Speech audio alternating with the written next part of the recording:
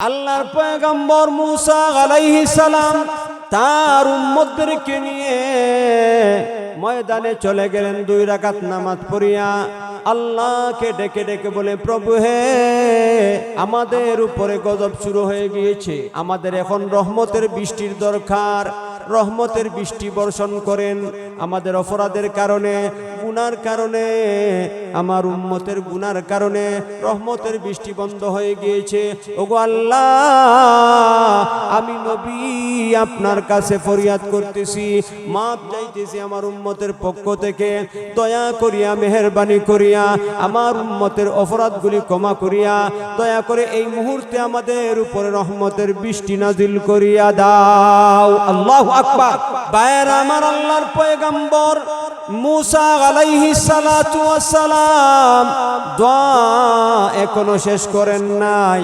আল্লাহ রাব্বুল আলামিন ওহীর মাধ্যমে জানায় দিলেন, ওগো আমার পয়গম্বর, আমি আল্লাহ আপনার দোয়া কবুল করেছি, আপনাদের উপরে রহমতের বৃষ্টিও নাজিল করব। তবে একটা শর্ত আছে। কি আছে? কথা বলেন, কি আছে? একটা শর্ত আছে। এই শর্তটা যদি পুরা করো তাহলে আমি আল্লাহ আপনাদের উপরে রহমতের বৃষ্টি নাজিল করতে বিলম্ব করব না। আল্লাহু আকবার বলেন। শর্তটা হইল, আপনি যাদেরকে নিয়ে দোয়া করতেছেন তাদের মধ্যে এমন একজন বান্দা আছে আপনার সাথে হাত তুলে দোয়া করতেছে, তওবা করতেছে, কিন্তু মনে মনে নিয়ত করতেছে এখান থেকে যাইয়া একটা গুনাহ করবে। ওগো আমার পয়গম্বর, ওই বান্দাটাকে আপনার দল থেকে বের করিয়া দাও। এই পাপিষ্ঠ বান্দা যে এখানে দোয়া করতেছে, এখানে দাঁড়াইয়া গুনাহ করার নিয়ত করেছে, তাকে যদি আপনাদের দল থেকে বের করিয়া দাও, ওই ব্যক্তি বের হইতে দেরি হবে, আমার পক্ষ থেকে রহমতের বৃষ্টি নাজিল হইতে দেরি হবে না। আল্লাহর পয়গম্বর মুসা আলাইহিস সালাতু ওয়াস সালাম তৌহিদি জনতা উম্মতদেরকে লক্ষ্য করে বলেন, ও আমার উম্মত, মহান আল্লাহ আমাদের দোয়া কবুল করেছেন। ওই দোয়া কবুল করিয়া আমাকে ওহীর মাধ্যমে জানিয়ে দেওয়া হয়েছে আমাদের উপরে রহমতের বৃষ্টি নাজিল হবে। তবে একটা শর্ত আছে। মহান আল্লাহ বলে দিয়েছেন, আমাদের মধ্যে এমন একজন ব্যক্তি আছে এখান থেকে বাড়িতে যাইয়া গুনাহ করার নিয়ত করেছে। ওরে আল্লাহর বান্দা, ওই ব্যক্তিকে আল্লাহ নাম বলে নাই, কিন্তু যেহেতু আল্লাহ বলেছেন আমাদের মধ্যে একজন ব্যক্তি আছে, তো যে এই নিয়তটা করেছে সে জানে কি জানে না? জোরে বলেন, জানে কি জানে না? বায়ের আমার, সে তো জানে। এই জন্য আল্লাহর পয়গম্বর মুসা আলাইহিস সালাতু ওয়াস সালাম বলেন, ও আল্লাহর বান্দা, ওই ব্যক্তিকে সে নিজে জানে, সুতরাং বৃহত্তর স্বার্থে দয়া করিয়া আমাদের মধ্য থেকে আপনি বের হয়ে যান। আচ্ছা বলেন, এরকম যদি কেউ গুনাহ করার নিয়ত করে তাহলে মজলিস থেকে বেরোইব নি? আর বেরোইলে তার সম্মান বাড়বো না কমবো? জোরে বলেন। আল্লাহ সবার কাছে চিহ্নিত হয়ে যাবে সে যে অপরাধী পাপী, তার 14 গোষ্ঠীর গলার মধ্যে লানতের মালা পরায় দিব। ঠিক কিনা বলেন? এখন হে চিন্তা করতেছে যে আমি তুই ব্যক্তি, কারণ আমি তো নিয়ত করেছি এখান থেকে যে চুরি করব বা গুনাহ করব, অন যাই কিভাবে? গেলেও সমস্যা, থাকলেও সমস্যা। ঠিক কিনা ভাই? গেলে সমস্যা সবার কাছে চিহ্নিত হয়ে যাবে, আর থাকলে সমস্যা, রহমতের বৃষ্টি নাজিল হবে না, সবার সমস্যা হবে। চলে গেলে একক সমস্যা আমার হবে, আর যদি তাকি তাহলে সমষ্টিগত সমস্যা হবে। ভাইয়ের আমার, কিতাবের মধ্যে লেখছে, তখন আল্লাহরই পাপিষ্ঠ বান্দা, আমি ঘটনা বলা উদ্দেশ্য হইলুগা, আল্লাহ তাআলা বান্দার উপর কি পরিমাণ দয়াবান, মেহেরবান, খেয়াল করে শুনেন। আল্লাহ রাব্বুল আলামিন বান্দারদেরকে কিভাবে ক্ষমা করিয়া দেয়, এই ঘটনার মধ্যে তার শিক্ষা রয়েছে। ওই ব্যক্তি চিন্তা করলো যে আমি আল্লাহর কাছ থেকে মাপ চাইবো, আমি যাব না, আর থেকেই এই জনতার ভিতরে থেকেই আল্লাহর কাছ থেকে আমি আমার জীবনে গুনাহগুলি ক্ষমা করাবো।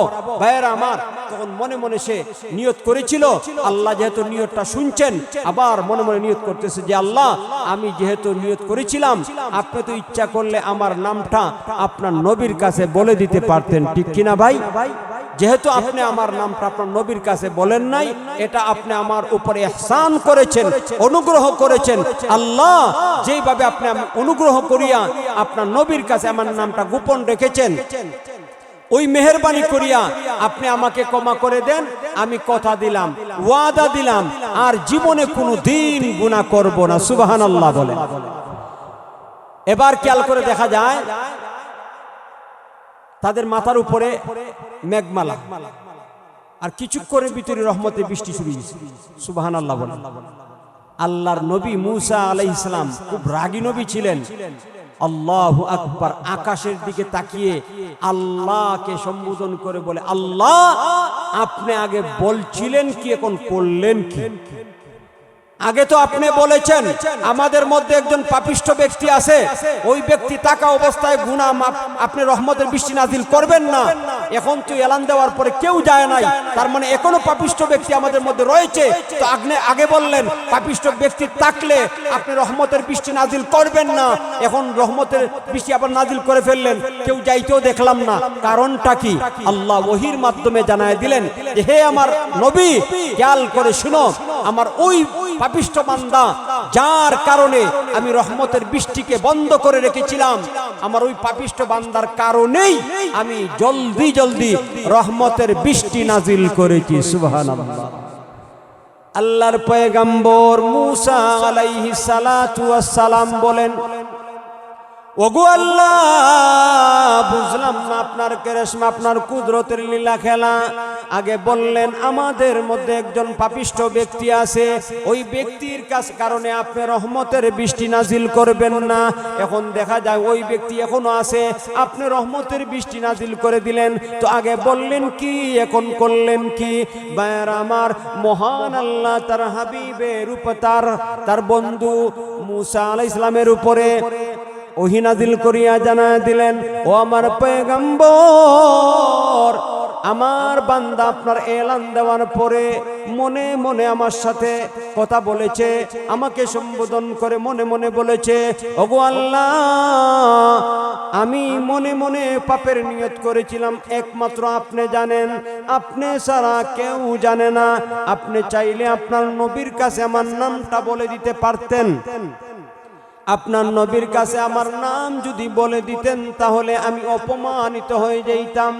ওগো আল্লাহ, দয়া করিয়া মায়া করিয়া আমার নামটা আপনার নবীর কাছে না বলিয়া অপমানিত করো নাই। যেই দয়া করিয়া আমাকে অপমানিত করো নাই, ওই দয়া করিয়া আমাকে আপনি ক্ষমা করিয়া দাও। ওয়াদা দিলাম যতদিন জমিনের মধ্যে জীবিত থাকবো আপনার হুকুম মানবো, আপনার নবী মুসা নবীর আদর্শ মতো চলবো, কখনো জীবনে কোনো দিন অপরাধ করব না। ওগো আমার পয়গম্বর, আমার বান্দা যখন আমার সাথে তওবা করেছে, কন্টাক্ট করেছে, চুক্তিবদ্ধ হয়েছে, আমি আল্লাহ তার তওবা মনের আকুতি পছন্দ করেছি।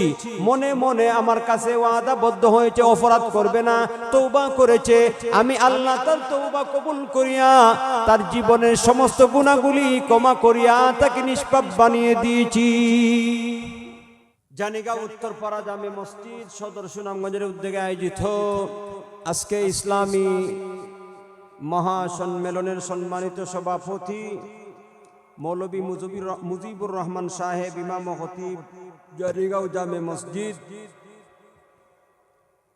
এবং মোহাম্মদ ফখরুদ্দিন সাহেব মুতাওয়াল্লি জানিগাঁও উত্তর জামে পাড়া জামে মসজিদ। উপস্থিত রয়েছেন হযরত উলামায়ে কেরাম। আরো আমার সামনে উপস্থিত আছেন অত্র এলাকার আমার পিতৃতুল্য মুরব্বিয়ানে একদম, আমার প্রাণ প্রিয় যুবক ভাইরা, পর্দার আড়ালে বসা আছেন আমার অত্যন্ত শ্রদ্ধেয় সম্মানিতা মা এবং বোনেরা, সর্বোপরি সর্বস্তরের তৌহিদি জনতা, মহান রব্বুল আলামিনের দরবারে অন্তরের অন্তঃস্থল থেকে কোটি কোটি শুকরিয়া আদায় করছি এই জন্য, যিনি অত্যন্ত মহব্বত করে, দয়া করে, মায়া করে, ভালোবেসে অত্র এলাকার হাজার হাজার মানুষের মধ্য থেকে নির্বাচন করিয়া আল্লাহর কালাম কোরআনের মাহফিলের মধ্যে আমাদেরকে শরীক আর তৌফিক দান করেছেন। এই জন্য শুকরিয়া আদায় করে সবাই বলি আলহামদুলিল্লাহ। আল্লাহ রাব্বুল আলামিন যে আমাদেরকে আসার বসার সুযোগ করে দিয়েছেন, এতে আপনারা খুশি না বেদার? যারা দাঁড়িয়ে আছেন একটু বসে পড়েন। আর আমার মাইকের আওয়াজ যেই পর্যন্ত পৌঁছতেছে, যারা ঘরে বসে আমার কথাগুলি শুনতেছেন, তাদেরকে আমি দৃষ্টি আকর্ষণ করে বলছি, আপনি ঘরে বসে বসেও কথা শুনতে পারবেন। কিন্তু আমার যে সমস্ত ভাইরা মাহফিলে এসে প্যান্ডালে নিচে বসে শুনতেছেন, তারাও শুনতেছেন, আপনিও ঘরে বসে শুনবেন। শোনায় শোনায় ব্যবধান আছে না নাই? কি ব্যবধান? হযরত উলামায়ে কেরামগণ বলেন যে আপনি ঘরে বসে শুনবেন, আর উনারা এখানে আইসা বইসা কষ্ট করে মাহফিলের মধ্যে সামিয়ানার নিচে বইসা শুনবেন। শোনায় শোনায় যদিও আপনারও শোনা হবে, উনাদেরও শোনা হবে, কিন্তু এই মাহফিলের আয়োজন করিয়া এই মাহফিলের উপরে আল্লাহর পক্ষ থেকে যে রহমত আর বরকত নাজিল করা হবে, আপনি এই রহমত আর বরকত থেকে বঞ্চিত হয়ে যাবে। ঠিক কিনা বলেন? এরপরে এই মাহফিলের মধ্যে যারা আগমন করে বসে এবং শেষ পর্যন্ত যারা বসা থাকে, রব্বে কাবা কোরআনুল কারীমের মধ্যে বলেছেন, নবীজি হাদিস শরীফের মধ্যে বলেছেন, আখির যখন মাহফিল শেষ হয়ে যাবে, ওই সময় আসমান থেকে একজন ফেরেশতা এলান করে বলে যে, হে আল্লাহর বান্দারা, এমন ভাবে দাঁড়াও যে আল্লাহ তোমাদের পিছনের গুনাহগুলি ক্ষমা করে দিয়েছে। এ তো আসতে বলেন সুবহানাল্লাহ। জবান খুলে ইমানের আওয়াজকে উঁচু করে সবাই বলি সুবহানাল্লাহ। শুধু তাই না, আল্লাহর নবীর হাদিসের মধ্যে শেষ দিকে বলে দেওয়া হয়েছে, ফেরেশতা এলান করে বলে, কদ বুদ্দিলাস সাইয়্যাতুকুম হাসানাত। আল্লাহু আকবার বলেন। ফেরেশতা বলে, হে আল্লাহর বান্দারা, কোরআনের মাহফিলের মধ্যে এসেছিলে, বসেছিলে, আলোচনা শেষ, বাড়িতে যাওয়ার জন্য দাঁড়াইতেছো, তো এমন ভাবে দাঁড়াও আল্লাহ তোমাদের গুনাহগুলি ক্ষমা করে দিয়ে গুনাহ পরিমাণ নেকি আল্লাহ তাআলা আমলনামার মধ্যে দান করেছেন। তাহলে ঘরে বসে যদি শুনেন, ওনারা কি ফজিলত পাবে? কথা বলেন না কেন? এই মর্যাদা, এই সম্মান, এই ফজিলত পেতে হলে আমাদেরকে প্যান্ডালের নিচে আসতে হবে। তাই আমি চাই না যে আমরা যারা সামনে বসে কথাগুলি শুনে এই বরকত হাসিল করব, আমার ওই সমস্ত ভাইরা যারা ঘরের মধ্যে বৈশা শোনার নিয়ত করেছেন, তারা এই ফজিলত থেকে বঞ্চিত হোক, এটা আপনারা চাননি? ও ভাই, আপনারা আমার সামনে যারা বসা আছেন, আপনারা কি চান যে উনারা এই ফজিলত থেকে বঞ্চিত হোক? আমরা কেউ চাই না। তাই যারা শুনতেছেন ঘরে বৈশা, রাস্তায় বৈশা, দোকানে বৈশা, হাইটা হাইটা, ওনাদেরকে আমি দৃষ্টি আকর্ষণ করে বলেছি, ভাই আপনি টকবেন না, আপনি বঞ্চিত হবেন না। কারণ এভাবে মাহফিল বছরে একবারই হয় না, প্রতিদিন হয়? কি বলেন? মাহফিল কি প্রতিদিন হয়? প্রতি মাসে হয়? বছরে একটা দিন। গত বছর হয়তো বা হয়েছিল না, তো গত বছর হয়েছিল, দেখেন একটা বছর পরে আজকে হয়েছে। এই গত বছরের মাহফিল থেকে আজকে পর্যন্ত এই এক বছরের ব্যবধানে অনেক মানুষ দুনিয়া ছেড়ে কবরে চলে গেছে। কথা বলেন না কেন? নাকি আপনাদের এলাকার কেউ মরছে না? এক বছরের ভিতরে কেউ কোনো জানাজা হইছে নি? কত মানুষ মারা যায়। তো আগামী বছর ইনশাআল্লাহ হবে, কিন্তু এটার গ্যারান্টি কেউ দিতে পারবে না যে আগামী বছরের মাহফিলে আপনি সময় দিতে পারবেন কি পারবেন না। আপনি দুনিয়াতে জীবিত থাকবেন নাকি ইন্তেকাল করে মৃত্যুবরণ করে আপনি কবরে বাসিন্দা হয়ে যাবেন, এই নিশ্চয়তা কেউ দিতে পারবে না। তাই এই সুযোগটা গ্রহণ করার দরকার। যারা এখনো ঘরে বসে আছেন, রাস্তাঘাটে, দোকানপাটে, তাদেরকে আমি দৃষ্টি আকর্ষণ করে বলছি শেষবারের মতন, আপনারা এই ফজিলত থেকে বঞ্চিত হবেন না। চলে আসেন, আমরা সবাই মিলে এই ফজিলত অর্জন করি। আল্লাহ আমাদের সবাইকে এই ফজিলত অর্জন করার তৌফিক দান করেন। জোরে বলেন আল্লাহুম্মা আমিন। আমি আল্লাহর কালাম কোরআন থেকে কিছু কয়েকটি আয়াত তেলাওয়াত করেছি। কোরআনের আয়াত, কোরআন আল্লাহর কালাম। কোরআন কার কালাম ভাই? কোরআনের আলোচনার মধ্যে বরকত আছে না নাই? কোরআন আল্লাহ নাজিল করেছেন, আল্লাহর কালাম কোরআন। বিশ্ব নবীর উপরে দীর্ঘ 23 বছরে 30 পারা কোরআন আল্লাহ নাজিল করেছেন। এই 30 পারা কোরআন হইল গাইডলাইন, পথ প্রদর্শক, মুমিনদের জন্য রহমত। আল্লাহর পক্ষ থেকে এই 30 পারা কোরআন নাজিল করেছেন আমাদেরকে পথ প্রদর্শন করে কোন রাস্তায় চললে, কোন আদর্শ গ্রহণ করলে দুনিয়াতে শান্তি, আখিরাতে মুক্তি পাওয়া যাবে। এই পথের সন্ধান কোরআনের মধ্যে আছে না নাই? কোরআনকে আল্লাহ নাজিল করেছেন শুধু তেলাওয়াত করার জন্য না, বরং কোরআনকে আল্লাহ নাজিল করেছেন এই কোরআন অনুযায়ী জীবন গঠন করা, কোরআনে বর্ণিত আদর্শ গ্রহণ করা, ব্যক্তি জীবনে গ্রহণ করা, পারিবারিক জীবনে গ্রহণ করা, সামাজিক জীবনে গ্রহণ করা, এমনকি আন্তর্জাতিক জীবনে গ্রহণ করা, রাষ্ট্রীয় জীবনে গ্রহণ করা। কথা বলেন ঠিক কিনা? আজকে দেখেন বাংলাদেশ স্বাধীন হওয়ার পর থেকে আমরা কত সরকার আসছে গেছে দেখেছি, কিন্তু কোরআনের বাংলাদেশ স্বাধীন হয়েছে ঠিক, কিন্তু বাঙালি জাতি স্বাধীনতা লাভ করতে পারে নাই। বাংলাদেশ থেকে টেন্ডারবাজি বন্ধ করতে পেরেছে, বাংলাদেশ থেকে অন্যায় দুর্নীতি বন্ধ করতে পারে নাই। বারবার বিভিন্ন মাহফিলের মধ্যে আমি বলেছি, এই বাংলার জমিন থেকে অন্যায় অপরাধকে দূর করতে হলে একটাই মাত্র ব্যবস্থা, সেইটা হলো আল্লাহর কালাম কোরআনে আইনকে বাস্তবায়ন করতে হবে। ভাইরা আমার, আজকে বাংলাদেশ স্বাধীন হওয়ার পর থেকে অদ্যাবধি পর্যন্ত লক্ষ্য করে দেখেছি কত আইন, কত নিয়ম পদ্ধতি অবলম্বন করা হয়েছে দুর্নীতি দমন করার জন্য, দুর্নীতিকে দেশ থেকে বন্ধ করার জন্য, অন্যায় কাজ বন্ধ করার জন্য। কিন্তু আমরা লক্ষ্য করে দেখেছি এক সরকার চলে গেছে, আরেক সরকার এসেছে, বাংলার জমিন থেকে দুর্নীতি বন্ধ করা যায় নাই। এমনকি আইনের চেয়ারের মধ্যে বসেও তারা বেআইনি কাজ করেছে। কথা বলেন ঠিক কিনা? আল্লাহর জমিন থেকে অন্যায় অপরাধকে দূর করতে হলে একটাই মাত্র ব্যবস্থা, সেটা হলো আল্লাহর কালাম কোরআনের বিধানকে গ্রহণ করতে হবে। রাষ্ট্রীয়ভাবে যদি ইসলামের আইন, কোরআনের আইনকে বাস্তবায়ন করা হয়, তখনই বাংলার জমিন থেকে অন্যায় অপরাধ দূর করা সম্ভব, বাংলার জমিনের মধ্যে শান্তি প্রতিষ্ঠিত করা সম্ভব। কথা বলেন ঠিক কিনা?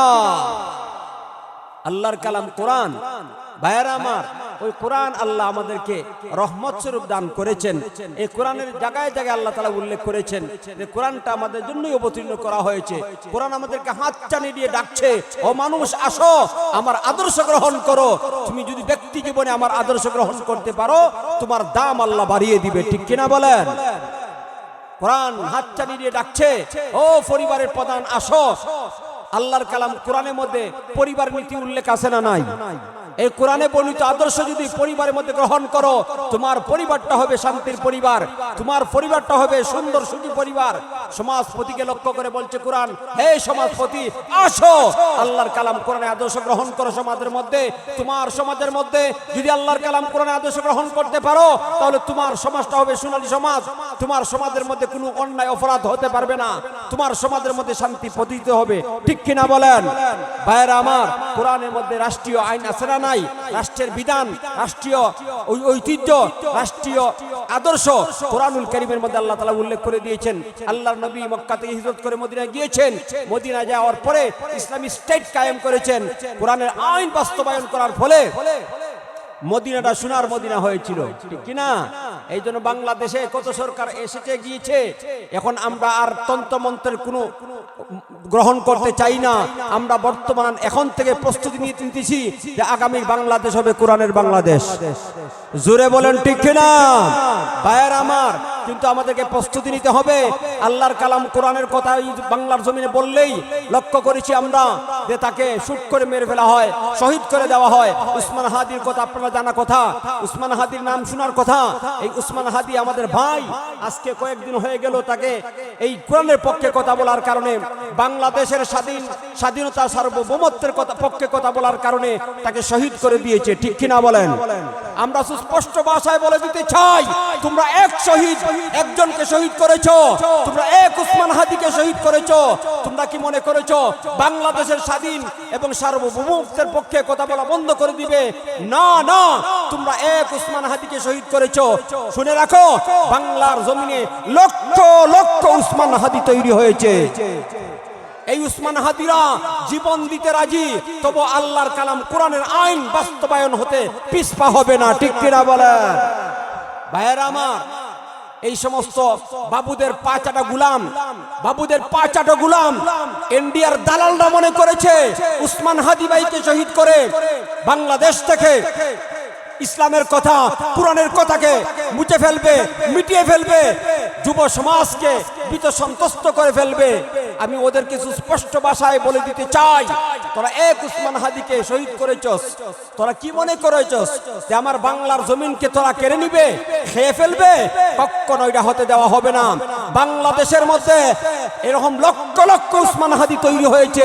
এক একজন উসমান হাদি, আরে বেঈমান গাদ্দারের দলেরা, তোরা দুনিয়ার জমিনে দুনিয়ার জীবনকে যেভাবে মহব্বত করস, এই উসমান হাদিরা আল্লাহর এই জমিনের মধ্যে আল্লাহর কালাম কোরআনের আইনকে বাস্তবায়ন করার জন্য তারা শাহাদাত বরণ করতে তার চেয়ে বেশি কোটি কোটি গুণ বেশি মহব্বত করে। কথা বলেন ঠিক কিনা?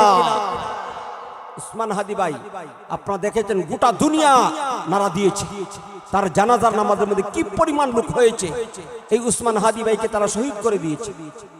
ভাইরা আমার, এই জন্য যদি আপনারা এখন থেকে পরিকল্পনা করেন যে আমরা আগামীর বাংলাদেশ, কোরআনের বাংলাদেশ চাই, বিভিন্ন ধরনের প্রতিকূলতা আমাদের সামনে আসতে পারে, এই জন্য আমাদেরকে প্রতিজ্ঞাবদ্ধ হতে হবে।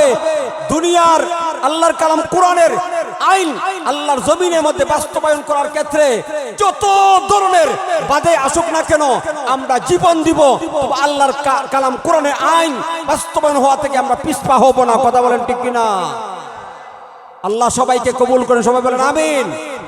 আল্লাহর কালাম কোরআন থেকে কয়েকটি আয়াত তেলাওয়াত করেছি।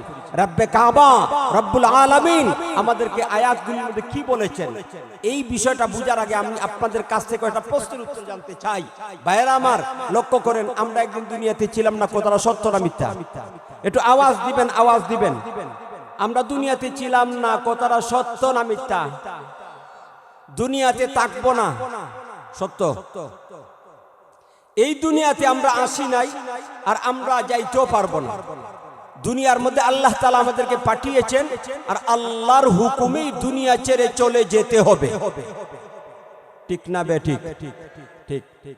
আল্লাহ রাব্বুল আলামিন আমাদেরকে সৃষ্টি করিয়া দুনিয়ার মধ্যে পাঠিয়েছেন, প্রত্যেকের জন্য মৃত্যুকে নির্ধারণ করে রেখেছেন। আল্লাহর পক্ষ থেকে নির্ধারিত সময় আপনাকে দুনিয়া ছেড়ে চলে যেতে হবে। ভাইয়ের আমার, এই দুনিয়ার মধ্যে আপনি আর আমি যে অবস্থায় থাকি না কেন, যে কোনো পজিশনের মধ্যেই থাকি না কেন, এমপি, মন্ত্রী বলেন, চেয়ারম্যান, উপজেলা চেয়ারম্যান বলেন, শিক্ষিত বলেন, অশিক্ষিত বলেন, ধনী বলেন, গরিব বলেন, যে যে পজিশনের মধ্যে থাকি না কেন, আল্লাহ রাব্বুল আলামিনের হুকুম যখন হবে আমাকে ওই পথ থেকে চলে যেতে হবে, দুনিয়া ছেড়ে আখিরাতে চলে যেতে হবে। কারণ রব্বে কারীম কোরআনের মধ্যে জানিয়ে দিয়েছেন যে প্রত্যেকের জন্য আল্লাহ মৃত্যুকে নির্ধারণ করে রেখেছেন। ঠিক কিনা? আল্লাহ বলেন, নাহনু কদ্দারনা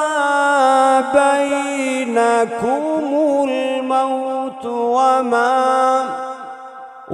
মা নাহনু বিমাসমুকিন।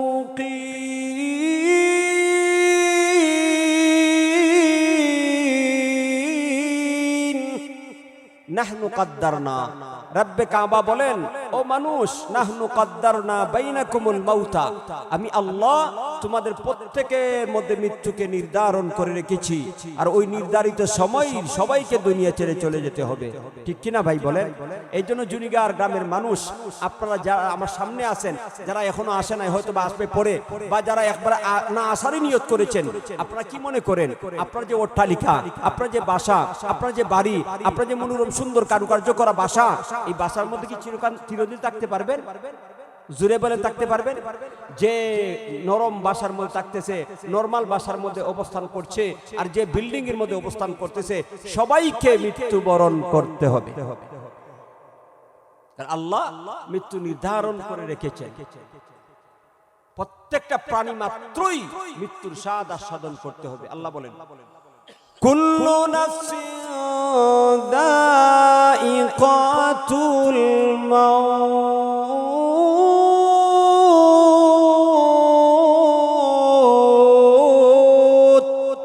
প্রত্যেকটা প্রাণী মাত্র মৃত্যুবরণ করবে। এই ফয়সালাটা কে করেছেন? জোরে বলেন, কে করেছেন? আল্লাহ করেছেন। ভাইয়েরা আমার, সুতরাং আমরা একটা বিষয় পরিষ্কার হইল আমার এতক্ষণ আলোচনার দ্বারা, যে আমরা দুনিয়াতে ছিলাম না, আমরা আসি নাই, আল্লাহ আমাদেরকে পাঠিয়েছেন, থাকতে পারবো না। আল্লাহর যখন হুকুম হবে তখন আমাদেরকে চলে যেতে হবে। ছিলাম না, আল্লাহ পাঠিয়েছেন, চলে যাব, কেন আসলাম? একটা প্রশ্ন। আচ্ছা বলেন তো, আমরা কেন আসছি? ও ভাই, এই দুনিয়ার মধ্যে আমাদের আসার উদ্দেশ্য কি? আল্লাহ এই দুনিয়ার মধ্যে কি আমাদেরকে অনর্থক পাঠিয়েছেন? একটু কথা বলেন, অনর্থক পাঠিয়েছেন? আল্লাহ প্রশ্ন করেন আমাদেরকে, আফাহাসিবতুম আন্নামা খালাকনাকুম আবাসা ওয়া আন্নাকুম ইলাইনা লা তুরজাউন।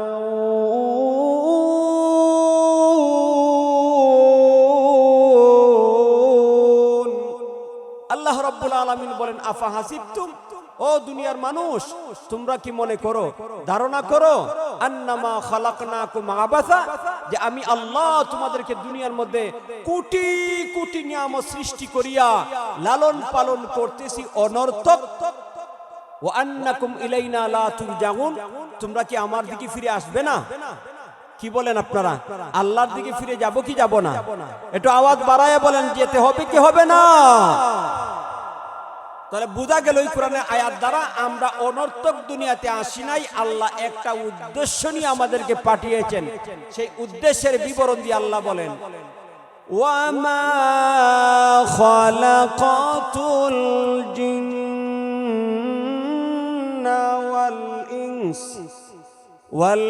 ইনসা ইল্লা লিয়াবুদুন।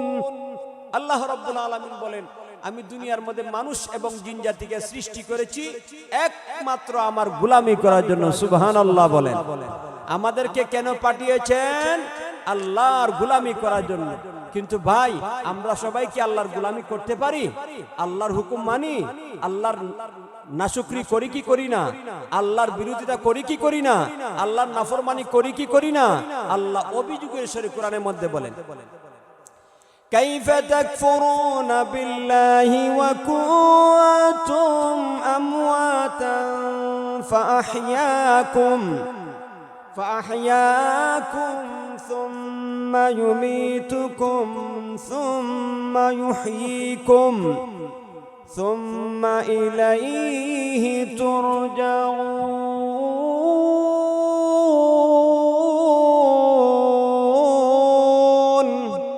كيف تكفرون।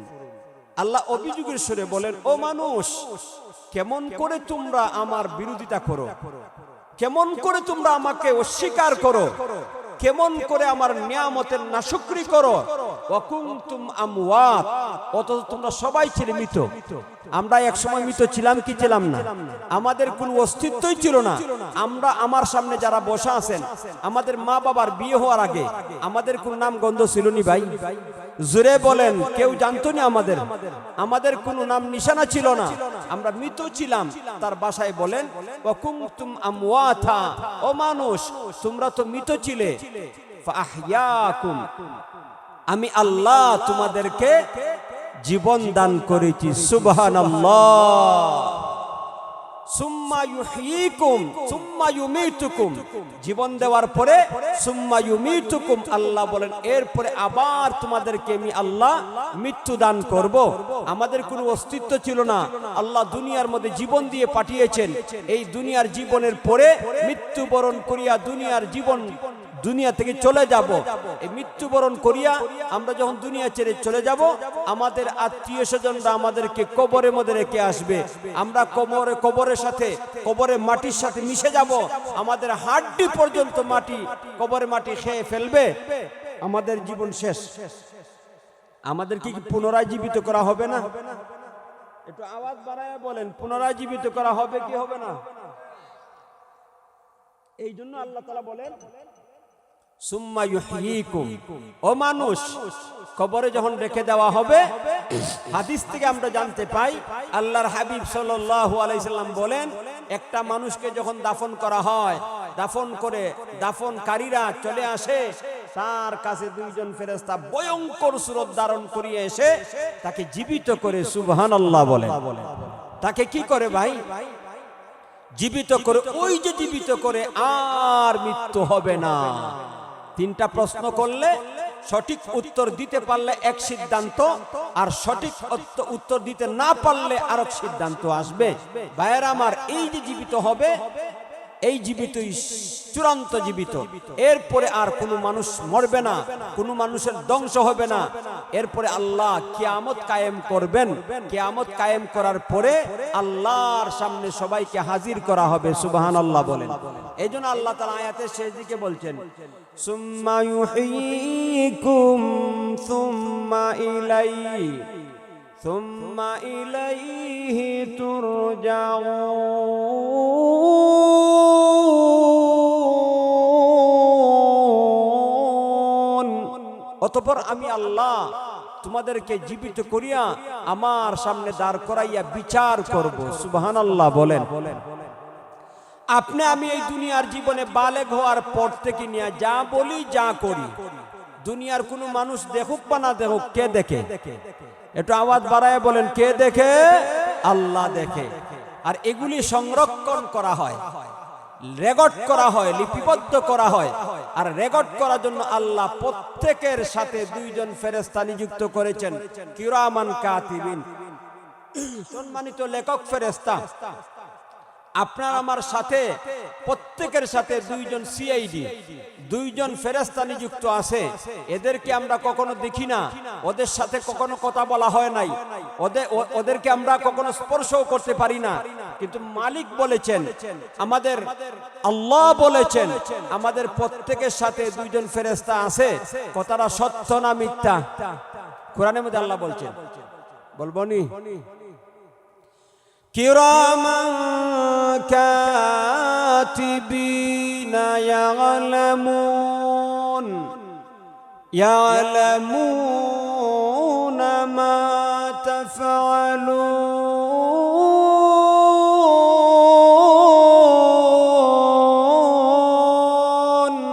আল্লাহ রাব্বুল আলামিন বলেন, ও মানুষ, প্রত্যেকের সাথে দুইজন ফেরেশতা, ডান কাঁধে একজন, বাম কাঁধে একজন, এই দুইজন ফেরেশতাকে আমি নিযুক্ত করেছি। বাম কাঁধের ফেরেশতা পাপ করলেই সঙ্গে সঙ্গে রেকর্ড করে, ডান কাঁধের ফেরেশতা নেকের নিয়ত করার সঙ্গে সঙ্গে, আপনি এখানে বৈশা নিয়ত করছেন ইনশাআল্লাহ তাহাজ্জুদের নামাজ পড়ব, হাদিসের কিতাবের মধ্যে আছে, নিয়াতুল মুমিনি খায়রুম মিন আমালিহি, মুমিনের নিয়ত আমলের চেয়ে আরো ভালো। তার মানে মুমিনে যখন নিয়ত করে, নিয়ত করার সঙ্গে সঙ্গে তাকে একটা আমল করার সওয়াব দেওয়া হয়, সুবহানাল্লাহ। আপনি এখানে বসিয়ে নিয়ত করেছেন আজকে তাহাজ্জুদের নামাজ পড়বেন, হযরত উলামায়ে কেরামগণ বলেন ডান কাঁধের ফেরেশতা সঙ্গে সঙ্গে একটা নেকি লিখে ফেলে, সুবহানাল্লাহ। আপনার যখন ইন্তেকাল হবে, মৃত্যুর সময় আজরাইল ফেরেশতা রূহ একদিকে নিয়ে যায়, আর কিরামান কাতিবিন, এই সম্মানিত লেখক দুইজন ফেরেশতা, এরা আপনার জীবনে পুরা রেকর্ড ফাইলটা গুছাইয়া আল্লাহর কাছে পৌঁছাইয়া দেয় যে আল্লাহ, জানিগাঁওর অমুকের ছেলে অমুক ওইটার সময় মারা গেছে, এই তার জীবনের রেকর্ড ফাইল, এটাকে আমল নামা বলা হয়। আল্লাহ তাআলা এই আমল নামা অনুযায়ী প্রত্যেকের বিচার করবেন, ঠিক কিনা বলেন? কারণ আল্লাহ হচ্ছেন মালিক ইয়াউমিদ্দিন, বিচার দিনের মালিক। আল্লাহ রাব্বুল আলামিন কোরআনুল কারীমের 114 সূরার মধ্যে সর্বপ্রথম সূরা সূরাতুল ফাতিহা, যেই সূরা না পড়লে নামাজই হয় না। প্রত্যেকটা নামাজের প্রত্যেকটা রাকাতের মধ্যে যেই সূরা পড়তে হয়, যেই সূরার ব্যাপারে আল্লাহর নবী হাদিসের মধ্যে বলছেন, লা সালাতা লিমান লাম ইয়াকরা বিফাতিহাতিল কিতাব, যে ব্যক্তি ফাতিহা পড়বে না তার নামাজ হবে না। ভাইরা আমার, ওই সূরার 3 নাম্বার আয়াতের মধ্যে আল্লাহ বলেন, প্রথম আয়াতের মধ্যে আল্লাহ বলেন, আলহামদুলিল্লাহি রাব্বিল আলামিন আর রহমানির রহিম মালিকি ইয়াউমিদ্দিন। আল্লাহু আকবার বলেন। আল্লাহ রাব্বুল আলামিন বলেন আলহামদুলিল্লাহি রাব্বিল আলামিন। সমস্ত প্রশংসার মালিক কে? সমস্ত প্রশংসার মালিক হচ্ছেন আল্লাহ, যিনি রব্বুল আলামিন মানে গোটা জাহানের, গোটা দুনিয়ার সমস্ত জাহানের লালন কর্তা, পালন কর্তা। সুবহানাল্লাহ বলেন।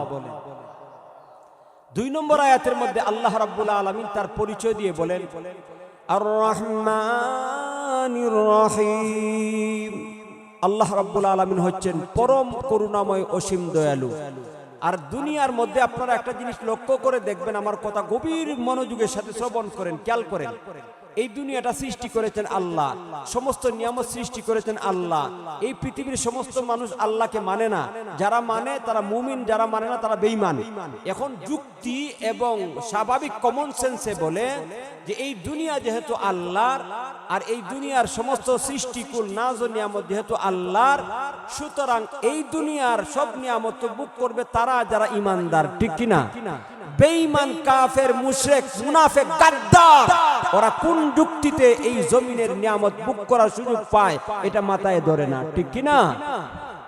আল্লাহ, উলামায়ে কেরামগণ বলেন কেন এই জমিনের মধ্যে আল্লাহর নাফরমানি করার পরও, আল্লাহর অবাধ্য হওয়ার পরও এই জমিনের নিয়ামত ভোগ করার সুবিধা পায় কেন? কারণ হইল আল্লাহর সিফাতি নাম হচ্ছে আল্লাহ পরম করুণাময়, অসীম দয়ালু।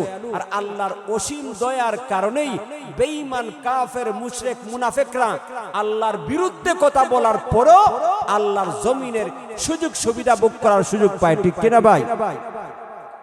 আল্লাহ রাব্বুল আলামিন সূরা ফাতিহার 3 নম্বর আয়াতের মধ্যে জানিয়ে দিয়েছেন, ও দুনিয়ার মানুষ, বেঈমান, কাফের, মুশরিক, মুনাফিক আল্লাহকে মানে না, এরপর দুনিয়ার জীবনের নিয়ামত ভোগ করার সুযোগ পায়। আল্লাহর আরেকটা পরিচয় হইল মালিক ইয়াউমিদ্দিন। আল্লাহ শেষ বিচারের মালিক। দুনিয়াতে সুযোগ ভোগ করলেও আখিরাতে এই সুযোগ তোমরা পাবে না, কারণ ওই দিন বিচার হবে, ইনসাফ ভিত্তিক বিচার হবে। আল্লাহ ন্যায় বিচার করবেন। যারা পরিমাণ নেক আমল যারা করবে ওই নেক আমলে বদলাও সে পাবে, আর অনুপরিমাণ কেউ যদি পাপ অন্যায় করে থাকে আর তওবা না করিয়া মারা যায়, এই অন্যায়ের প্রায়শ্চিত্ত তাকে ভোগ করতে হবে, যেহেতু আল্লাহ হচ্ছেন মালিক ইয়াউমিদ্দিন, শেষ বিচারের মালিক। সুবহানাল্লাহ। আল্লাহ সূরা ফাতিহার 3 নম্বর আয়াতের মধ্যে গোটা দুনিয়ার সমস্ত মানুষদেরকে বুঝাইয়া দিলেন, ও মানুষ, তোমার যুক্তিতে ধরে না। এই দুনিয়ার মানুষ, তোমাদের যুক্তিতে ধরে না যে এই জমিন আমার, এই জমিনের নিয়ামত আমার, আমার নিয়ামত কিভাবে তারা ভোগ করে অথচ আমাকে মানে না, আমার বিরুদ্ধে কথা বলে, আমার নবীর বিরুদ্ধে কথা বলে, আমার কালাম কোরআনের বিরুদ্ধে ষড়যন্ত্র করে, এরপরও আমার জমিনের নিয়ামত ভোগ করার সুযোগ পায় কিভাবে? বলে এই জন্য পায় যেহেতু আমার নাম হচ্ছে আর রহমান আর রহিম। আমি আল্লাহ পরম করুণাময়, অসীম দয়ালু। আমার এই অসীম দয়ার কারণে দুনিয়ার মধ্যে সুযোগ ভোগ করেছে, কিন্তু আখিরাতে এই সুযোগ দেওয়া হবে। জোরে বলেন। কিয়ামত কায়েম হওয়ার পরে দুনিয়ার সমস্ত মানুষদেরকে আল্লাহ হাসরের ময়দানে উপস্থিত করবেন। আল্লাহর পক্ষ থেকে ঘোষণা আসবে, আজকের দিন দুনিয়াতে একই দোকানে ঈমানদার আর বেঈমান বাজার করার সুযোগ পেয়েছে। একই রাস্তায় বেঈমান, কাফের, মুনাফিক, মুশরিক ঈমানদারের সাথে কাঁধে কাঁধ মিলিয়ে, হাতে হাত মিলিয়ে চলার সুযোগ পেয়েছে। হাসরের ময়দানে এই সুযোগ তাদেরকে দেওয়া হবে না।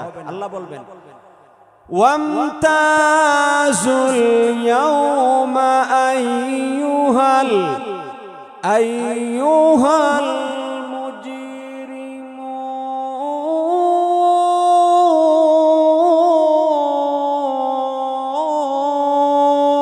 الله أكبر বলেন। আল্লাহ হাসরের ময়দানের মধ্যে একটা ঘোষণা করবেন, ওয়ামতাজুল ইয়াউমা আইয়ুহাল মুজরিমুন। হেই পাপিষ্ঠ দলেরা, হেই বেঈমান, কাফের, মুশরিকেরা, দুনিয়ার মধ্যে আমার মায়ার বান্দাদের সাথে একই রাস্তায় চলার সুযোগ তাদেরকে দেওয়া হয়েছিল, কিন্তু আজকে ইনসাফের দিন, আজকে ন্যায় বিচারের দিন, আজকে তোদেরকে এই সুযোগ দেওয়া হবে না।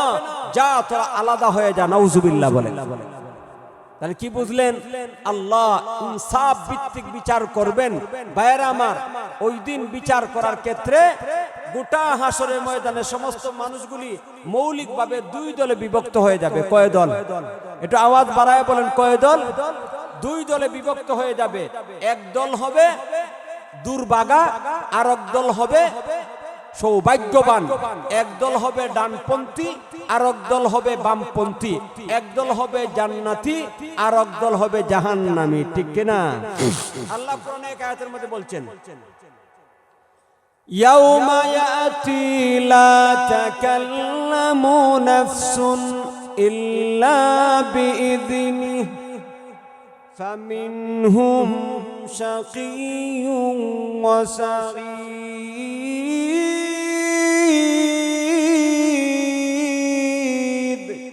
আল্লাহ বলেন ইয়াউমা ইয়াতি লা তাকাল্লামু নাফসুন ইল্লা বিইذনি। ও মানুষ, কিয়ামতের দিন কোনো মানুষ কথা বলতে পারবে না। ভাইরা আমার, হাদিস শরীফের মধ্যে আল্লাহর নবী সাল্লাল্লাহু আলাইহি ওয়াসাল্লাম উল্লেখ করে দিয়েছেন, হাসরের ময়দান চাইলেন কোটি কোটি মানুষ হাসরের ময়দানে দাঁড়ানো, কেউ কারো দিকে তাকানোর সুযোগ নাই। এমনকি আল্লাহ রাব্বুল আলামিন সম্বোধন করে বলবেন, আইনাল জাব্বারুন, আইনাল মুতাকাব্বিরুন, আইনা মুলুকুল আরদ। জমিনের বাচ্চারা কোথায়? রাজা বাচ্চারা কোথায়? রাজা বাচ্চারা দাম্ভিক অহংকারী, রাজা বাচ্চাদের ছেলে কোথায়? লিমানিল মুলকুল ইয়াউম, আজকের বাদশাহী কার? হাসরের ময়দান কোটি কোটি মানুষ, কোনো কথা নাই। আল্লাহু আকবার বলেন। এরপরে যখন কোন আওয়াজ আসবে না, কোন উত্তর আসবে না, আল্লাহর পক্ষ থেকে জবাব দেওয়া হবে, লিল্লাহিল ওয়াহিদিল কাহ্হার। আজকের দিনের বাদশাহী একমাত্র আল্লাহর। আল্লাহ ছাড়া কেউ কোনো কথা বলার সুযোগ পাবে না।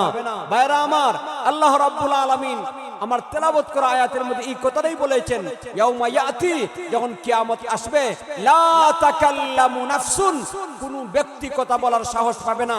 বড় বড় সুপ্রিম পাওয়ারের মালিকরা হাসরের ময়দানে উলঙ্গ অবস্থায় থাকবে, পরনের মধ্যে কাপড় থাকবে না, পায়ের মধ্যে কোনো জুতা থাকবে না, খতনাবিহীন হাসরের ময়দানে দাঁড়িয়ে থাকবে, কোনো সাউন্ড নাই, সব সাইলেন।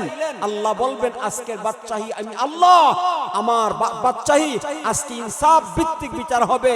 ভাইয়েরা আমার, ওই দিন বিচার করার ক্ষেত্রে দুই দলে বিভক্ত হয়ে যাবে, ফামিনহুম শাকিয়্যুন ওয়া সাঈদ। আল্লাহ রাব্বুল আলামিন বলেন, এই দুই দলের এক দল হইল শাকী, আর এক দল সাঈদ। এক দল সৌভাগ্যবান, আর এক দল ভাগ্যহত। এক দল ডানপন্থী, আর এক দল বামপন্থী। এক দল জান্নাতি, আর এক দল জাহান্নামী। নাউজুবিল্লাহ। জান্নাতীরা জান্নাতে যাবে, জাহান্নামীরা জাহান্নামে যাওয়ার পরে আল্লাহর পক্ষ থেকে একজন ফেরেশতা এলান করে বলবে, ইয়া আহলাল জান্নাহ খুলুদুন বিলা মাউত। ও জান্নাতীরা, জান্নাতের মধ্যে চিরকাল চিরদিন অবস্থান করো, আর কোনোদিন তোমাদের মৃত্যু হবে না। সুবহানাল্লাহ। বাম দিকে জাহান্নামের দিকে সম্বোধন করে বলবে, ইয়া আহলান নার, ও জাহান্নামীরা, খুলুদুন বিলা মাউত, জাহান্নামে চিরকাল চিরদিন শাস্তি ভোগ করো, আর কোনোদিন তোমাদের মৃত্যু হবে না। নাউজুবিল্লাহ। ভাইরা আমার, এই এলান দেওয়ার পরে জান্নাতীদের আনন্দ বেড়ে যাবে। জাহান্নামীরা এই এলান শ্রবণ করার পরে জাহান্নামীদের দুশ্চিন্তা, কষ্ট আরো বেড়ে যাবে। ঠিক কিনা? কারণ তারা আনন্দে, তারা কষ্টে। এটা এমন একটা এলান, তাদেরকে বলে দেওয়া হয়েছে, তোমরা যে আনন্দ ভোগ করছো এটা অনন্ত, এটা আর কোনোদিন শেষ হবে না। এই আনন্দের মধ্যে তোমাদের জীবন কাটাইবা।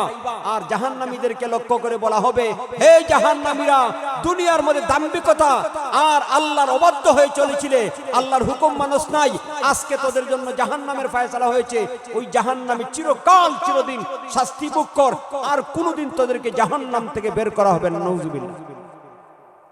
ভাইয়ের আমার, একটা মানুষ যখন জাহান্নামের ফয়সালা হবে হাসরের ময়দানে, আল্লাহ রাব্বুল আলামিন কোরআনের মধ্যে উল্লেখ করে দিয়েছেন স্পষ্ট ভাষায়, আল্লাহর নূরের তৈরি ফেরেশতারা তাদেরকে টেনে টেনে, ছাগল, বেড়া, দুম্বা যখন বাড়িতে যাইতে চায় না, রাখাল যেভাবে ফাঁসার মধ্যে ফিটাইয়া ফিটাইয়া বাড়িতে নিয়ে যায়, ঠিক তেমনি ভাবে একটা বেঈমান কাফের মুশরিক মুনাফিক যখন তার জন্য জাহান্নামের ফয়সালা হবে, আল্লাহর ফেরেশতারা তাদেরকে গরু ছাগলের মতন থারায়া থারায়া জাহান্নামে নিয়ে যাবে।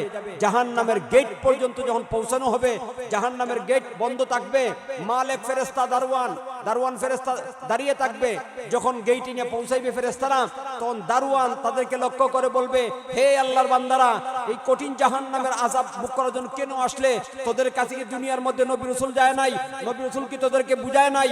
নবী রাসূল কি সাবধান করে নাই? কেন আসলে? কারণ কি? আল্লাহ রাব্বুল আলামিন তার ভাষায় কোরআনের মধ্যে উল্লেখ করে দিয়েছেন, ওয়াসিকাল্লাযীনা কাফারু ইলা জাহান্নামা যুমারা। বায়ান আমার, আল্লাহ রাব্বুল আলামিন তার কালাম কোরআনের মধ্যে উল্লেখ করেন ওয়াসিকা, সিকা, সাকা ইয়াসুকু, মজহুলের সেগা সিকা, টেনে টেনে টেনে টেনে তাকে হাকিয়ে হাকিয়ে জাহান্নামের দিকে না কাফারু কাফারু কাফের বেঈমানদেরকে নিয়ে যাবে। হাত্তা ইদা জাউহা, আল্লাহু আকবার বলেন। আল্লাহ রাব্বুল আলামিন তার কালামের মধ্যে উল্লেখ করে দিয়েছেন, ও দুনিয়ার মানুষ, কিয়ামতের কঠিন হাসরের ময়দানে বিচার করার ক্ষেত্রে আল্লাহর পক্ষ থেকে যাদের জন্য জাহান্নামের ফয়সালা হবে, বেঈমান কাফের মুনাফিকদেরকে যখন জাহান্নামের গেটে নিয়ে যাবে, হাত্তা ইদা জাউহা ফুতিহাত আবওয়াবুহা, যখন গেটের মধ্যে নিয়ে যাবে, গেটের মধ্যে নেওয়ার পরে এই দারওয়ান ফেরেশতা وقال لهم خزنتها, আল্লাহু আকবার বলেন। গেটের মধ্যে দারোরক্ষী ফেরেশতা জিজ্ঞেস করবে, আলাম ইয়াতিকুম রুসুলুম মিনকুম ইয়াতলুনা আলাইকুম আয়াতি রাব্বিকুম ওয়া ইউনযিরুনাকুম লিকা ইয়াউমিকুম হাদা। আল্লাহ রাব্বুল আলামিন বিবরণ দিয়া বলেন, ও দুনিয়ার মানুষ, গেটের মধ্যে দারওয়ান ফেরেশতা, মালিক ফেরেশতা এই পাপিষ্ঠদেরকে বলবে, হে আল্লাহর পাপিষ্ঠ বান্দারা, কেন আসলে এই জাহান্নামের শাস্তি ভোগ করার জন্য? জাহান্নামের শাস্তি তো কঠিন একটা শাস্তির জায়গা জাহান্নাম। কেন আসলে তোরা? তোদের কাছে কি আলাম ইয়াতিকুম, তোদের কাছে কি তোদের মধ্য থেকে রসুল যায় নাই? যেই রসুল তোদেরকে আল্লাহর কালাম কোরআন তেলাওয়াত করে শোনাবে। সুবহানাল্লাহ। নবীগণ দুনিয়াতে এসে আল্লাহর কালাম কোরআন তেলাওয়াত করে মানুষদেরকে বুঝাইতেন, ও মানুষ, আল্লাহ কোরআন নাজিল করেছেন, এই কোরআন হইল সংবিধান, কোরআনে বর্ণিত আদর্শ গ্রহণ করো, দুনিয়াতেও শান্তি পাইবা, আখিরাতে তুমি মুক্তি পাইবা। বারবার নবীগণ, নায়েবে নবী, উলামায়ে কেরামগণ মানুষদেরকে বোঝানোর চেষ্টা করেছে। ভাইয়ের আমার, ওই ফেরেশতা তখন এই কথাটাই জাহান্নামীদেরকে বলবে, আলাম ইয়াতিকুম রাসূলুম মিনকুম, ও আল্লাহর বান্দারা, কেন জাহান্নামের শাস্তি ভোগ করার জন্য আসলে? তোদের কাছে কি নবী রাসূল যায় নাই? নবী, নায়েবে নবী, উলামায়ে কেরামগণ যায় নাই? আল্লাহর বাণী কি তোদেরকে শোনায় নাই? ওয়ায়ুনযিরুনাকুম লিকা ইয়াউমিকুম হাদা, এবং এই কঠিন শাস্তি, এই কঠিন দিন জাহান্নাম এবং হাসরের ময়দানের ভয়াবহতা সম্পর্কে তোদের কি সাবধান করে নাই? আমি আপনাদের কাছ থেকে জানতে চাই, নবী, নায়েবে নবী, উলামায়ে কেরামগণ আল্লাহর পক্ষ থেকে কিয়ামতের ব্যাপারে, হাসরের ব্যাপারে, মৃত্যুর ব্যাপারে, কবরের আযাবের ব্যাপারে সাবধান করছেন কি করছেন না? জোরে বলেন, করছেন কি করছেন না? আল্লাহু আকবার। অস্বীকার করার কোনো উপায় নাই। এই জাহান্নামের গেটে কথোপকথন চলছে। জাহান্নামের ফেরেশতা, দারুরক্ষী ফেরেশতা, মালিক ফেরেশতা জিজ্ঞেস করবে, কিরে বাবা, তোদের কাছে কি আল্লাহর পক্ষ থেকে নবী, নায়েবে নবী, রাসূল যায় নাই? ইয়াতলুনা আলাইকুম আয়াতিল্লাহ, আয়াতি রাব্বিকুম, তোমাদের রবের আয়াত তেলাওয়াত করে শোনাবে। ওয়া ইউনযিরুনাকুম লিকা ইয়াউমিকুম হাদা, আর মৃত্যুর পরে তোদেরকে ভয়াবহ একটা দিনের সাক্ষাৎ করতে হবে, হাসরের ময়দানে উপস্থিত হতে হবে। এই কথার কি বিবরণ বয়ান করে নাই? তোদেরকে এই হাসরের ময়দানের ব্যাপারে সাবধান করে নাই? তখন তারা কি বলবে জানেন? বালা, হ্যাঁ, আমাদের নিকটে রাসূলগণ, নবীগণ, নায়েবে নবীগণ গিয়েছিল, কিন্তু আমরা তাদের কথা মানি নাই। ঠিক না? বর্তমানে দেখেন না, আলেমদের কথা শুনতে চায় না, আলেমদের কথা, আলেমদেরকে দেখতেই পারে না, আলেমদেরকে দেখলেই চুলকানি শুরু হয়ে যায়। সমাজের মধ্যে এক শ্রেণীর মানুষ আছে না নাই? নবীর জমানার মধ্যেও এরকম ছিল যারা নবীকে সহ্য করতে পারতো না। ভাইরা আমার, আমাদের নবী সাইয়্যিদুল মুরসালিন রাহমাতুল লিল আলামিন, আল্লাহু আকবার, কত মহান চরিত্রের অধিকারী ছিলেন, আদর্শের অধিকারী ছিলেন। আল্লাহর নবীর আদর্শের প্রশংসা করে, চরিত্রের প্রশংসা করে রব্বে কাবা কুরআনের মধ্যে আয়াত নাযিল করেছেন। সুবহানাল্লাহ বলেন। আল্লাহ বলেন, ওয়া ইন্নাকা লাগালা খুলুকিন আযীম। ওয়া ইন্নাকা লাগালা, খেয়াল করে শুনেন আল্লাহর কথাটা। আল্লাহ প্রশংসা করে কোরআনে আয়াত নাযিল করে বললেন, ওগো নবীজি, আপনাকে মহান চরিত্রের অধিকারী বানানো হয়েছে। সুবহানাল্লাহ বলেন। তাহলে আল্লাহর নবীর চরিত্র মহান চরিত্র। এই মহান চরিত্র অধিকারী নবীর পক্ষে কি সবাই ছিল? নবীর বিরোধিতা করা হয়েছে কি হয়েছে না ভাই? অবশ্যই নবীর বিরোধিতা করা হয়েছে। ভাইরা আমার, তো এই সমস্ত বেঈমান কাফেরদেরকে জিজ্ঞেস করা হবে। রাসূল গিয়েছিল, কিয়ামতের ব্যাপারে সাবধান করেছে, জাহান্নামের ব্যাপারে সতর্ক করেছিল ঠিক, কিন্তু আমরা তাদের কথা মানি নাই। সূরা মুলকের মধ্যে আল্লাহ তাআলা এই কথাগুলি এমন ভাবে উল্লেখ করছেন। আল্লাহ বলেন, কুল্লামা উলকিয়া ফিহা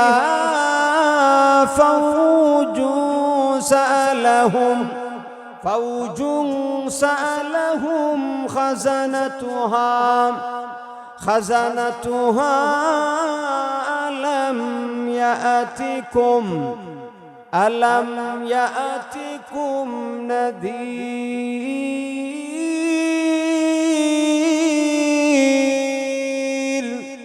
আল্লাহ রাব্বুল আলামিন বলেন, যখন ওই জাহান্নামী কোন দলকে জাহান্নামের দিকে নিয়ে যাওয়া হবে, সাআলাহুম খাজানাতুহা, তখন জাহান্নামের এই দারুরক্ষী ফেরেশতা এদেরকে জিজ্ঞেস করে বলবে, আলাম ইয়াতিকুম নাযীর, এই পাপিষ্ঠের দলেরা, তোদের কাছে কি ভীতি প্রদর্শনকারী যায় নাই, সাবধানকারী যায় নাই? ভাইরা আমার, তখন তারা বলবে, বালা কদ জাআনা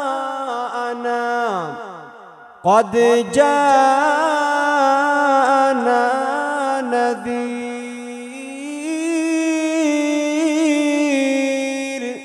তখন তারা বলবে, হ্যাঁ, আমাদের নিকটে ভীতি প্রদর্শনকারী এসেছিল, আমরা তাদেরকে মিথ্যা প্রতিপন্ন করেছিলাম। ফাকাযযাবনা। আল্লাহ রাব্বুল আলামিন বলেন, ওই জাহান্নামীরা তখন বলবে, আমরা তাদেরকে মিথ্যা প্রতিপন্ন করেছিলাম।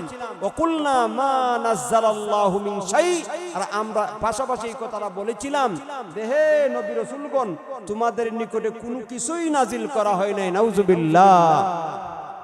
ভাইয়ের আমার, শুধু তাই না, আল্লাহ রাব্বুল আলামিন পরের আয়াতের মধ্যে বলেন, তারা এই গেটের মধ্যে জাহান্নামের দারুরক্ষী ফেরেশতার কাছে স্বীকার করে বলবে, ওয়াকালু লাউ কুন্না নাসমাউ আও নাকিলু মা কুন্না ফি আসহাবিস সাগীর।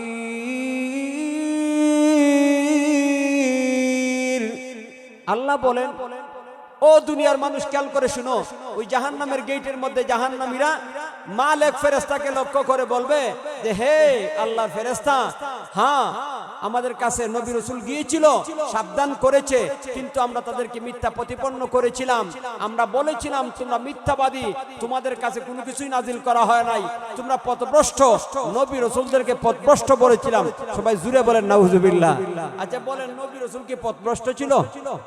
কি বলেন ভাই, আমার কথা কি বুঝেন না? নবী রাসূল পথভ্রষ্ট ছিল নাকি? ভাইরা আমার, জাহান্নামের গেটের মধ্যে স্বীকার করবে, এরপরে বলবে, লাউ কুন্না, লাউ যদি, কুন্না নাসমাউ, নবীদের কথা, রাসূলদের কথা শুনতাম, আও নাকিলু, অথবা বুঝতাম। আল্লাহু আকবার। দেখেন কত চমৎকার ভঙ্গিতে আল্লাহ তার কালাম কোরআনের মধ্যে উল্লেখ করে বলেন, জাহান্নামের গেটের মধ্যে জাহান্নামীরা স্বীকার করে বলবে, লাউ কুন্না নাসমাউ আও নাকিলু মা কুন্না ফি আসহাবিস সাগীর।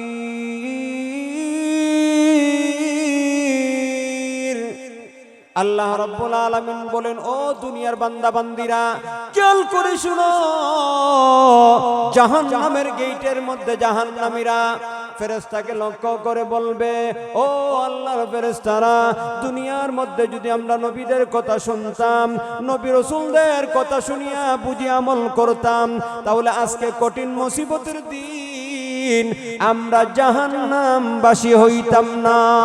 ঠিক কি না? আল্লাহ বলেন, ফাতারাফু বিযামবিহিম,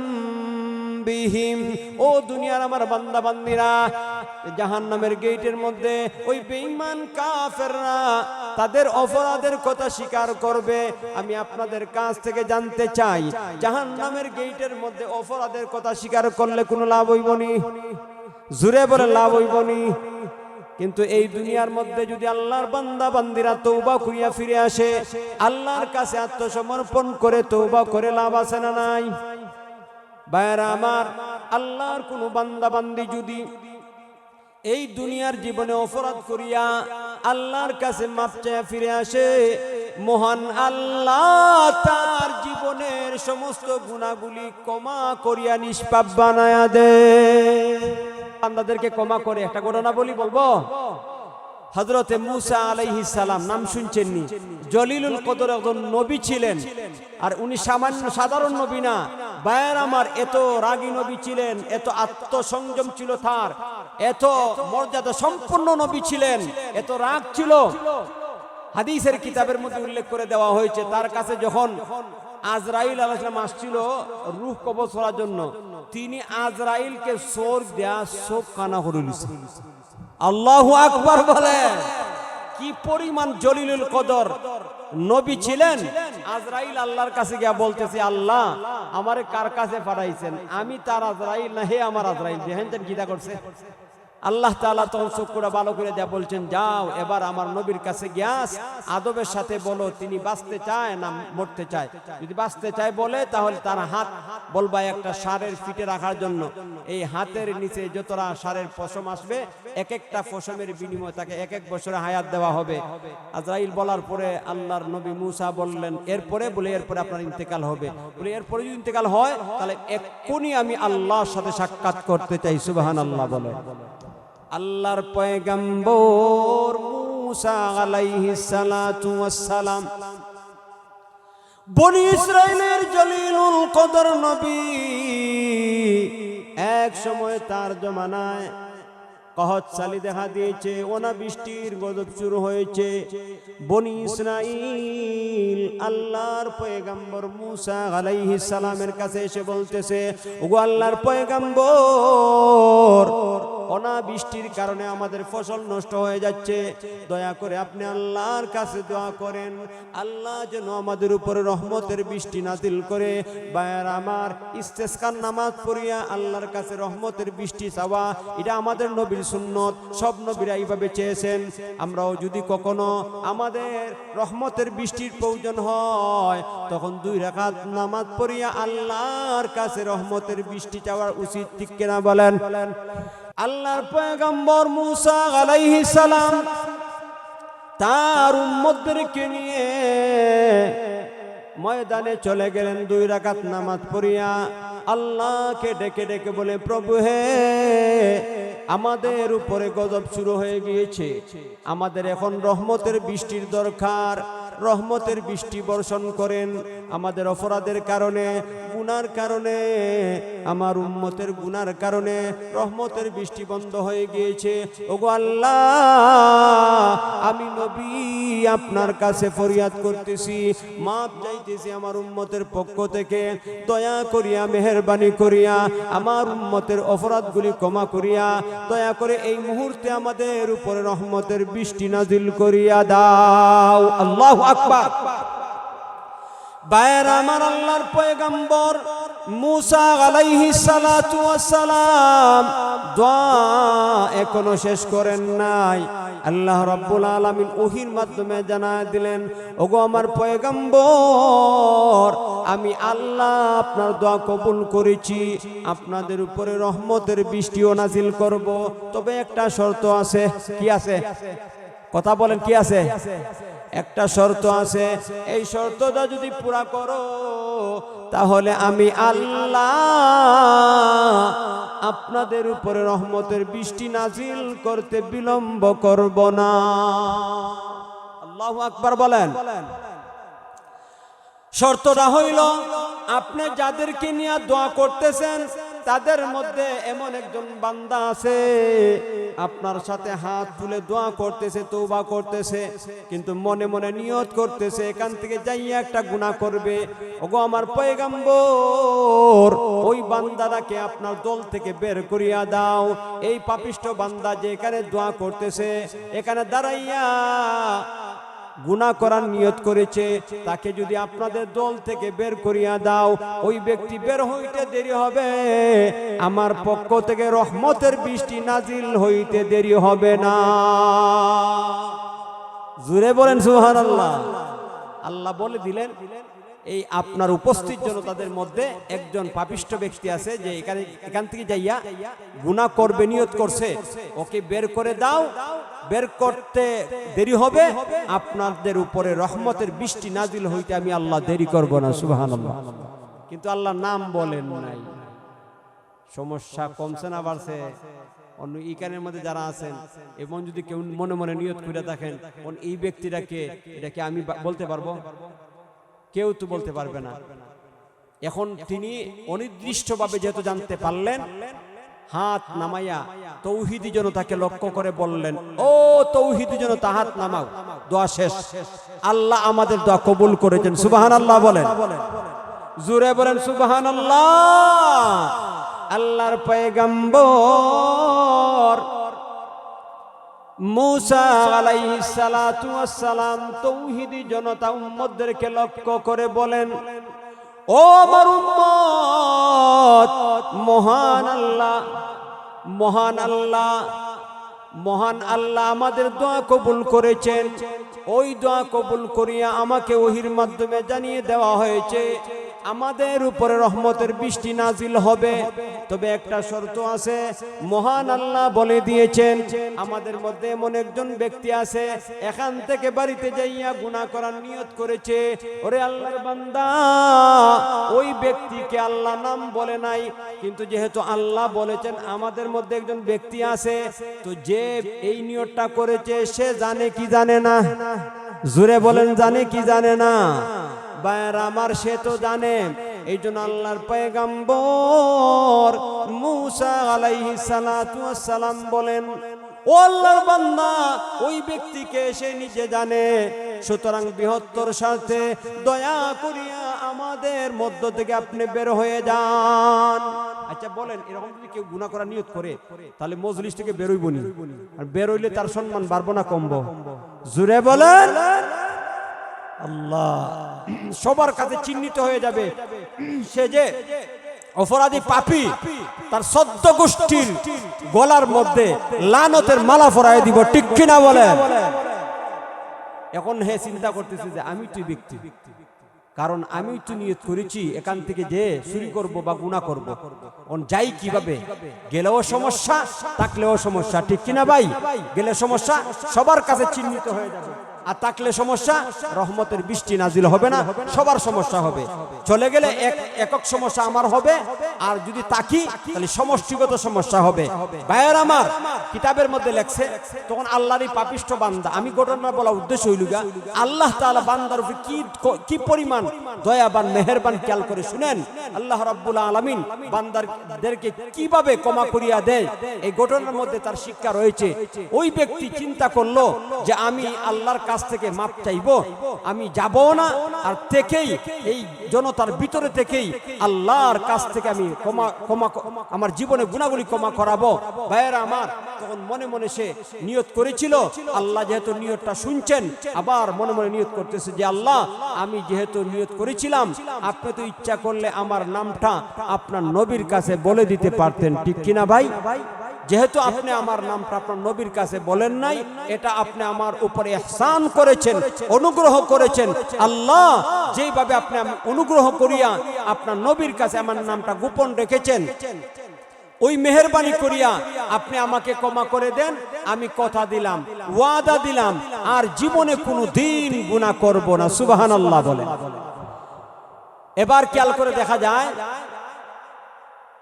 তাদের মাথার উপরে মেঘমালা, আর কিছুক্ষণের ভিতরে রহমতের বৃষ্টি শুরু হয়েছে। সুবহানাল্লাহ বলেন। আল্লাহর নবী মুসা আলাইহিস সালাম খুব রাগী নবী ছিলেন। আল্লাহু আকবার, আকাশের দিকে তাকিয়ে আল্লাহকে সম্বোধন করে বলে, আল্লাহ আপনি আগে বলছিলেন কি, এখন করলেন কি? আগে তো আপনি বলেছেন আমাদের মধ্যে একজন পাপিষ্ঠ ব্যক্তি আছে, ওই ব্যক্তি থাকা অবস্থায় গুনাহ মাফ, আপনি রহমতের বৃষ্টি নাজিল করবেন না। এখন তো এলান দেওয়ার পরে কেউ যায় নাই, তার মানে এখনো পাপিষ্ঠ ব্যক্তি আমাদের মধ্যে রয়েছে। তো আপনি আগে বললেন পাপিষ্ঠ ব্যক্তি থাকলে আপনি রহমতের বৃষ্টি নাজিল করবেন না, এখন রহমতের বৃষ্টি আবার নাজিল করে ফেললেন, কেউ যাইতেও দেখলাম না। কারণটা কি? আল্লাহ ওহীর মাধ্যমে জানায় দিলেন যে হে আমার নবী, খেয়াল করে শুনো, আমার ওই পাপিষ্ঠ বান্দা যার কারণে আমি রহমতের বৃষ্টিকে বন্ধ করে রেখেছিলাম, আমার ওই পাপিষ্ঠ বান্দার কারণেই আমি জলদি জলদি রহমতের বৃষ্টি নাজিল করেছি। সুবহানাল্লাহ। আল্লাহর পয়গম্বর মুসা আলাইহিস সালাতু ওয়াস সালাম বলেন, ওগো আল্লাহ, বুঝলাম না আপনার কেরেশমা, আপনার কুদরতের লীলা খেলা। আগে বললেন আমাদের মধ্যে একজন পাপিষ্ঠ ব্যক্তি আছে, ওই ব্যক্তির কারণে আপনি রহমতের বৃষ্টি নাজিল করবেন না। এখন দেখা যায় ওই ব্যক্তি এখনো আছে, আপনি রহমতের বৃষ্টি নাজিল করে দিলেন। তো আগে বললেন কি, এখন করলেন কি? ভাইরা আমার, মহান আল্লাহ তার হাবিবের উপর, তার বন্ধু মুসা আলাইহিস সালামের উপরে ওহী নাজিল করিয়া জানায় দিলেন, ও আমার পয়গম্বর, আমার বান্দা আপনার এলান দেওয়ার পরে মনে মনে আমার সাথে কথা বলেছে, আমাকে সম্বোধন করে মনে মনে বলেছে, ওগো আল্লাহ, আমি মনে মনে পাপের নিয়ত করেছিলাম, একমাত্র আপনি জানেন, আপনি ছাড়া কেউ জানে না। আপনি চাইলে আপনার নবীর কাছে আমার নামটা বলে দিতে পারতেন। আপনার নবীর কাছে আমার নাম যদি বলে দিতেন তাহলে আমি অপমানিত হয়ে যাইতাম। ওগো আল্লাহ, দয়া করিয়া মায়া করিয়া আমার নামটা আপনার নবীর কাছে না বলিয়া অপমানিত করো নাই। যেই দয়া করিয়া আমাকে অপমানিত করো নাই, ওই দয়া করিয়া আমাকে আপনি ক্ষমা করিয়া দাও। ওয়াদা দিলাম যতদিন জমিনের মধ্যে জীবিত থাকবো আপনার হুকুম মানবো, আপনার নবী মুসা নবীর আদর্শ মতো চলবো, কখনো জীবনে কোনো দিন অপরাধ করব না। ওগো আমার পয়গম্বর, আমার বান্দা যখন আমার সাথে তওবা করেছে, কন্টাক্ট করেছে, চুক্তিবদ্ধ হয়েছে, আমি আল্লাহ তার তওবা মনের আকুতি পছন্দ করেছি। মনে মনে আমার কাছে ওয়াদাবদ্ধ হয়েছে, অপরাধ করবে না, তওবা করেছে। আমি আল্লাহ তার তওবা কবুল করিয়া তার জীবনের সমস্ত গুনাহগুলি ক্ষমা করিয়া তাকে নিষ্পাপ বানিয়ে দিয়েছি। এখন সে আমার কাছে আর পাপী না, আর আমার নিষ্পাপ বান্দার উসিলায় তার কারণে আমি যেই বান্দা পাপের নিয়ত করেছিল রহমতের বৃষ্টি বন্ধ ছিল, এখন যখন সে আমার কাছে তওবা করিয়া মনে মনে পবিত্র হয়ে গিয়েছে, আমার এই পবিত্র বান্দার উসিলা করে রহমতের বৃষ্টি নাজিল করেছি। এই হইল হিকমত। ভাইয়ের আমার, কিতাবের মধ্যে ঘটনার বিবরণ দিয়া বলেন যে আল্লাহ তাআলা বান্দার উপরে কি পরিমাণ দয়াবান। তো জাহান্নামীরা জাহান্নামের গিয়ে গিয়ে আল্লাহর কাছে স্বীকার করবে, ফেরেশতাদের কাছে অপরাধী, কিন্তু এই স্বীকার করার দ্বারা কোনো লাভ হবে না। আর যদি আমরা এই দুনিয়ার জমিনে অনেক অপরাধ করেছি, ঠিক না ভাই, এই অপরাধের কথা স্মরণ করিয়া যদি আল্লাহর কাছে মাফ চাই, মাহফিলে শেষ পর্যন্ত বসিয়া যদি আল্লাহর কাছে মাফ চাই যে হে আল্লাহ, অনেক অপরাধ করেছি, ভুল করেছি, আমাদের জীবনের সমস্ত গুনাহগুলি ক্ষমা করে দাও, আল্লাহ ক্ষমা করবে কি করবে না ভাই? অবশ্যই করবে। তাই আমরা মাহফিলে শেষ পর্যন্ত বসে হযরত উলামায়ে কেরামদের জবান থেকে আলোচনা শুনে যাব। আর আল্লাহ উলামায়ে কেরামগণ বলেন কিতাবের মধ্যে যে বান্দা যখন অপরাধ করে, অপরাধ করার পরে আল্লাহর আরশ কেঁপে উঠে, আল্লাহ গুসসা হয়, আল্লাহ রাগান্বিত হয়। বান্দা যখন দান খয়রাত করে, সদকা করে, তো আল্লাহর গুসসা ঠান্ডা হইয়া যায়। সুবহানাল্লাহ।